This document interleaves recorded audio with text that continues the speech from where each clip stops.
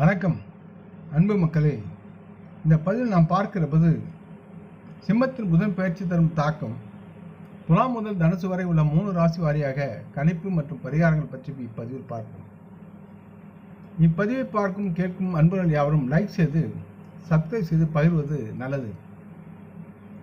பொதுவாக சிம்மராசியில் புதன் சஞ்சாரம், புதனின் நிலை ஜாதகரின் மனத்தெளிவு, ஆரோக்கியம் மற்றும் அவரின் மகிழ்ச்சியை மேம்படுத்தும். புதன் ஒரு ஆழமான ஆராய்ச்சி மற்றும் விவேகமான முடிவெடுப்பதில் ஆர்வத்தை ஊக்குவிப்பதில் வல்லவர். குறிப்பாக பெரிய முடிவுகளை எடுப்பதிலும் தலை சிறந்தவர். ஒரு வலுவான புதன் வர்த்தகம் மற்றும் ஆன்மீக நடைமுறைகளை மேம்படுத்துவதில் சிறந்து விளங்குகிறார். புதன் செவ்வாய் அல்லது ராகு கேதுவுடன் சாதகமற்ற நிலையில் இருக்கும்போது பிரச்சனைகள் ஜாதகருக்கு உருவாகின்றது. இதனால் ராசி மக்களின் வளர்ச்சி மற்றும் திருப்திக்கு தடையாக இருப்பார்.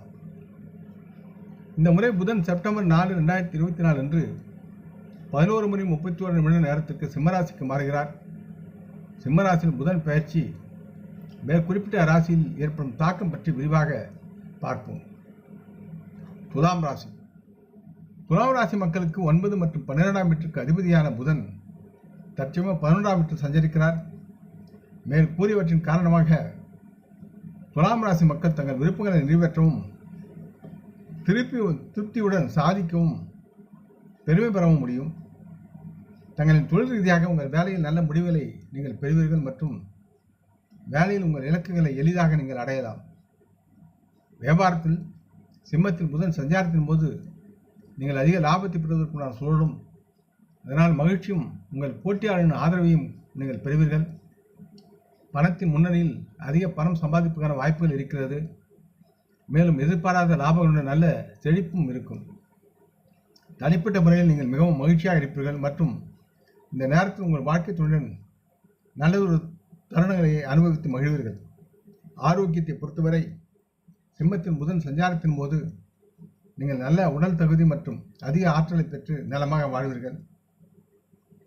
முடிந்தவரை பெண் தெய்வங்களை வணங்குவது உங்களுக்கு நல்லதொரு பரிகாரமாக இருக்கும். அடுத்து விருச்சிகம். விருச்சிக ராசி மக்களுக்கு 9 மற்றும் 12ஆம் வீட்டிற்கு அதிபதியான புதன் 10ஆம் வீட்டில் சஞ்சரிக்கிறார். மேற்கூறியவற்றின் காரணமாக நீங்கள் வேலையில் கவனம் செலுத்தலாம் மற்றும் அதையே அதிக உயரத்துக்கு கொண்டு செல்லலாம். தொழில்துறையில் நீங்கள் புதிய வேலை வாய்ப்பை பெறுவதற்கான சூழலும் இருக்கிறது. இதனால் உங்கள் விருப்பங்களை பூர்த்தி செய்து உங்களை அடுத்த கட்டத்திற்கு நீங்கள் அழைத்துச் செல்லும் வகையில் நீங்கள் செயல்படுவீர்கள். உங்களுடைய திட்டங்கள் யாவும் முன்னணியில் இருக்கும். வணிக நிலையில் நீங்கள் நல்ல லாபத்தை பெறலாம்.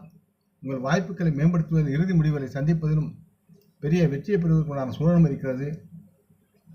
பணத்தை பொறுத்தவரை சிம்மத்தில் புதன் சஞ்சாரம் செய்யும் போது அதிகம் சம்பாதிப்பதற்கும் அதை சேமிப்பதற்கும் அதிகமான வாய்ப்புகள் இருக்கிறது. தனிப்பட்ட முறையில் உங்கள் வாழ்க்கை துணையின் ஆதரவை பெற்று அதன் மூலம் உங்கள் பிணைப்பை மேம்படுத்துவதில் நீங்கள் திருப்தியான ஒரு நபராக விளங்குவீர்கள்.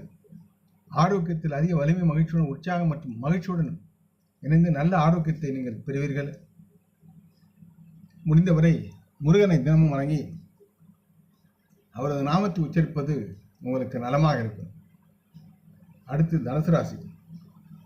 தனுசு ராசி மக்களுக்கு 7வது மற்றும் 10ஆம் வீட்டிற்கு அதிபதியான புதன் தற்சமயம் 9ஆம் வீட்டில் சஞ்சரிக்கிறார். மேற்கூறியவற்றின் காரணமாக சிம்மத்தில் புதன் சஞ்சாரத்தின் போது நீங்கள் சில நேரங்கள் அதிர்ஷ்டம் இல்லாமல் நம்பிக்கை மற்றும் தைரியத்தை இழக்க நேரிடலாம். தங்கள் தொழில் வாழ்க்கையில் உங்கள் வேலையில் திருப்திக்கான பல நல்ல வாய்ப்புகளை நீங்கள் இழக்க நேரிடும். வேலையில் தேவையற்ற பிரச்சனைகளை நீங்கள் சந்திக்க நேரிடும். வியாபாரத்தில் அதிர்ஷ்டமின்மை மற்றும் உங்கள் பங்கில் திட்டமிடல் இல்லாமை காரணமாக அதிக லாபத்தை இழக்க நேரிடும். பணத்தை பொறுத்தவரை அதிக அளவு பணம் சம்பாதிப்பதற்கான உங்கள் வாய்ப்புகள் மிதமானதாக இருக்கும் மற்றும் இதனால் சேமிப்புக்கான வாய்ப்பும் குறையும். தனிப்பட்ட முறையில் உங்கள் வாழ்க்கை துணையுடன் அதிக சூடான வாக்குவாதங்களை நீங்கள் செய்வீர்கள். அதை தவிர்ப்பது நல்லது மற்றும் ஈகோ பிரச்சனைகளை விட்டுவழியுங்கள். குடும்பம் நலமாக இருக்கும். தேக ஆரோக்கியம் சம்பந்தமாக உங்கள் தந்தையின் ஆரோக்கியத்துக்காக நீங்கள் பணம் செலவழிக்க வேண்டியிருக்கும். இதனால் அவருடைய நோய் எதிர்ப்பு சக்தி இல்லாததால் இது ஏற்படுகிறது என்பதை உணர்ந்து அவரை நலமாக கவனித்துக் கொள்வது நல்லது. பரிகாரம்: குரு பகவானை வணங்குவதும் உங்கள் ஆசிரியரை வணங்குவதும் நலமாக இருக்கும்.